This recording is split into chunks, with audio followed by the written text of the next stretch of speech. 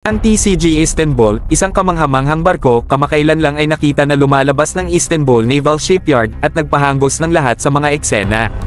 Ang mga ship spotters sa dagat ay nag-record ng epat na sandali at ibinahagi ito sa mundo. Ilang oras pa lang ang nakakaraan, ang Turkish Ministry of Defense ay nag-anunsyo sa social media na opisyal na nagsimula ang mga sea trials. Grabe, ang ganda ng biyahe na ito. Ngayon, isipin natin kung ang Philippine Navy ay magpasyang magkaroon ng barkong ito sa ating flota. Maghanda na sa masasayang benepisyo na dadagsa sa atin. Una at pinakamahalaga, ang TCG Istanbul ay isang high-tech na barkong pandigma na armado ng mga advanced na teknolohiya at mga sistema.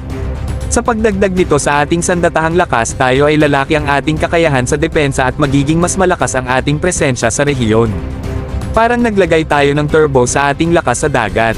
Pero, teka muna, mayroon pang iba. Ang pagkakaroon natin ng barkong ito ay magpapalakas sa diplomasyang ugnayan sa pagitan ng Pilipinas at Turkey.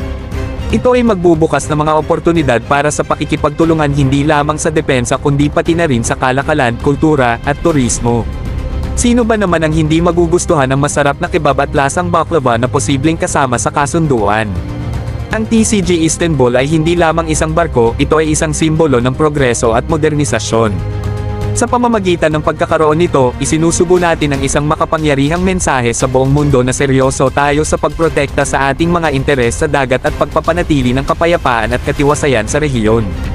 Huwag ninyo kalimutan i-like ang video na to, subscribe ang channel para sa mga empowering na content at abangan ang latest updates sa nakaka-excite na pakikipagsapalaran sa karagatan.